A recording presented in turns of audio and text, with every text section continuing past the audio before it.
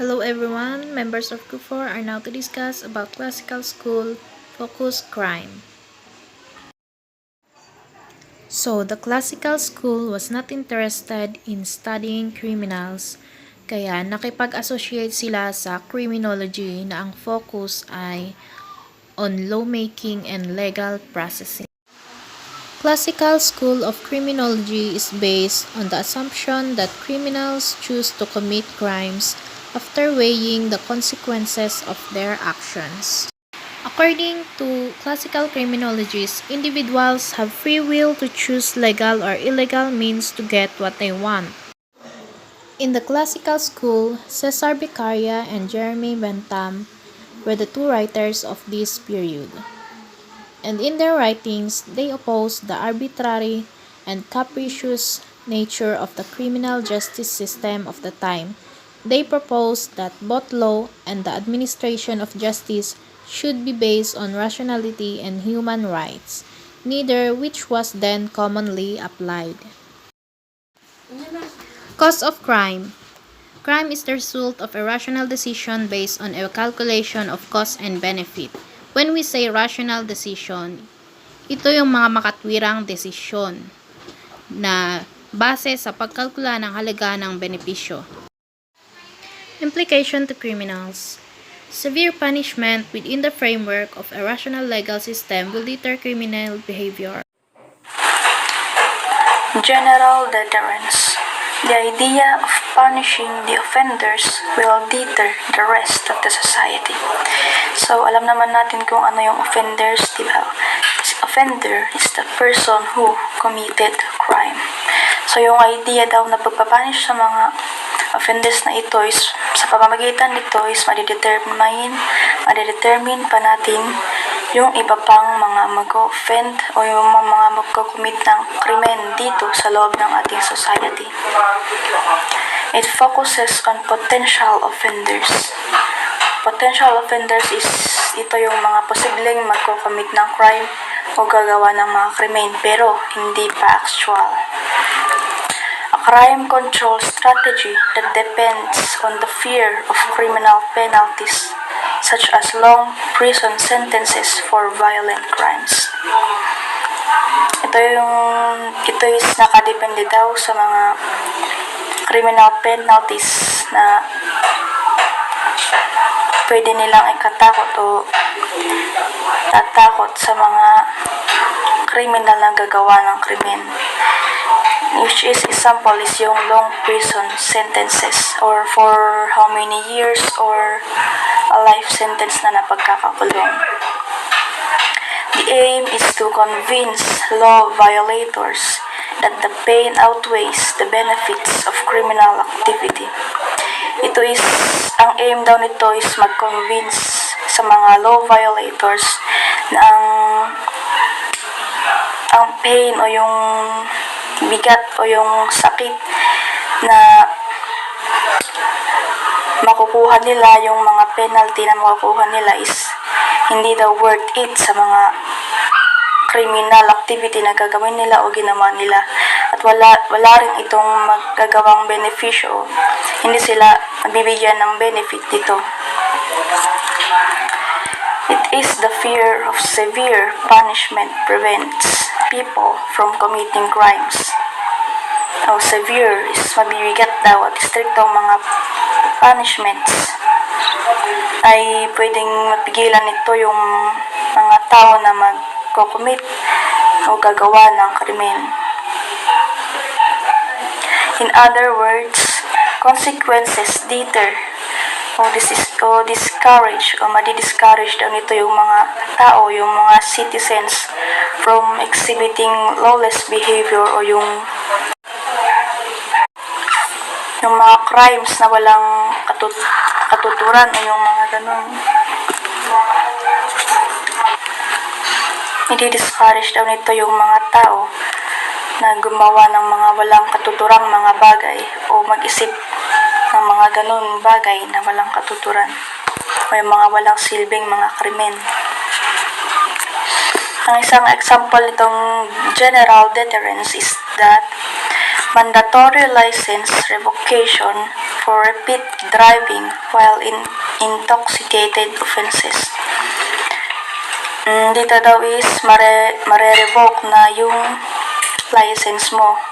Revocation means that mag-end na yung validity nito or may-end na yung operation mo na mag-drive dahil sa mga offenses na dati mo nang ginawa o nagawa at nagawa mo pa din hanggang ngayon, o dahil nag-drive ka pa with those offenses na hindi mo pa na-solve. Specific deterrence. Offenders who feel the pain of punishment should be less likely to offend in the future. So, yung mga offenders daw na dati nang nakaranas nitong paghihirap o yung mga sakit nitong mga punishment is hindi na nila magagawa o malilesen na yung mga gagawa nito in the future. Kasi naranasan na nila kung gaano kahirap itong mga punishment dito na kanilang naranasan dun sa pag-commit ng mga crime na ito. It focuses on offenders who have already been convicted. Ito daw is nakafocus na sa mga offenders na dati nang nakagawa ng krimen o dati nang na-convict dito sa mga krimen na ito. Punishments must be severe enough. Dapat daw ay yung mga punishment dito is dapat ay napakabigat na o napaka-stricto. Kasi yung una is mabigat lang at saka stricto. Dito is napakabigat na at napaka-stricto dapat to convince offenders not to repeat their criminal behavior. Para ma-convince na yung mga offenders na hindi nila ulit gawin yung ginawa nila dati na krimen. Kasi napakabigat na nitong mga punishments na may hataw na sa kanila. Kaya the fear o yung matatakot na sila dito sa punishment na pwede nilang makuha. The use of punishment for criminal activity is intended to discourage a specific individual from re-offending.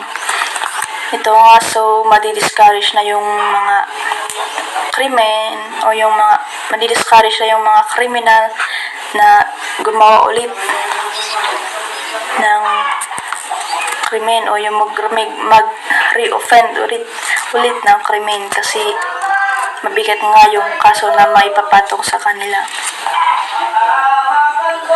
The objective of specific deterrence is to persuade the person who committed the crime from breaking the law in the future.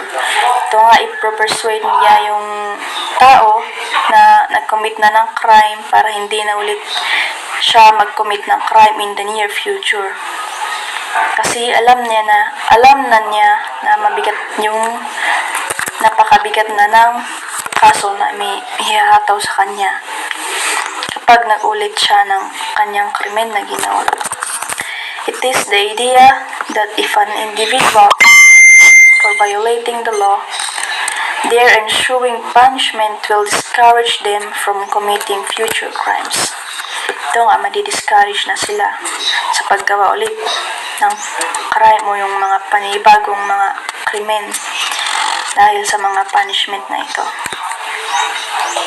Ang example nitong specific deterrence that the law in the state of Georgia requires that people caught driving drunk have their license suspended for at least 1 year.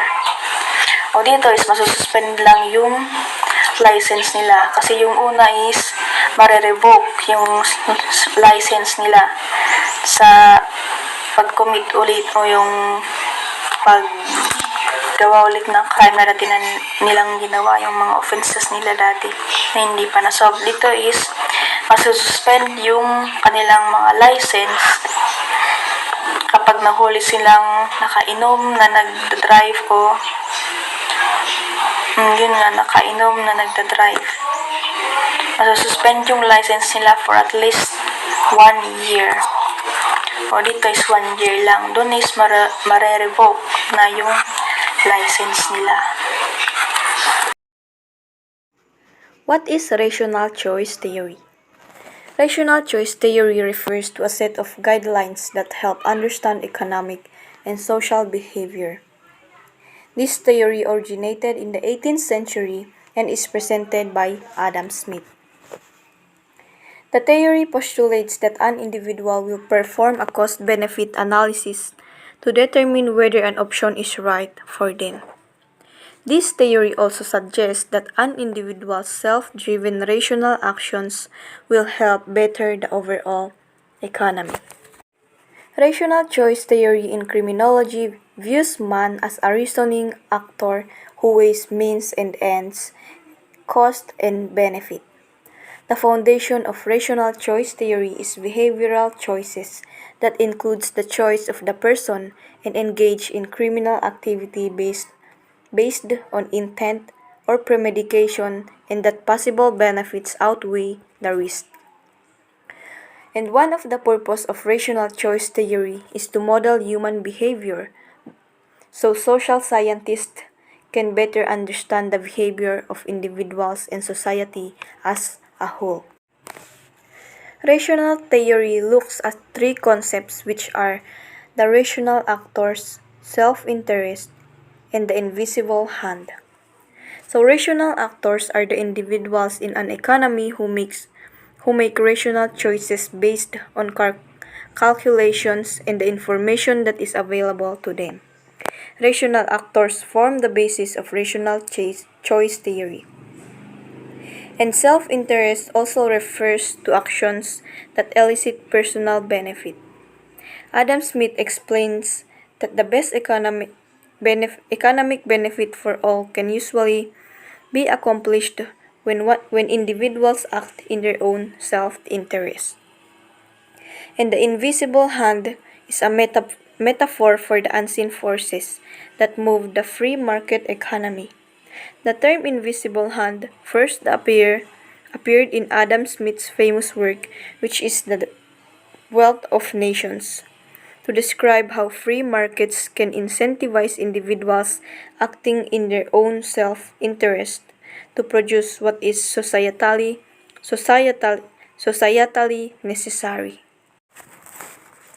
And now, let's move on to the deterrence theory.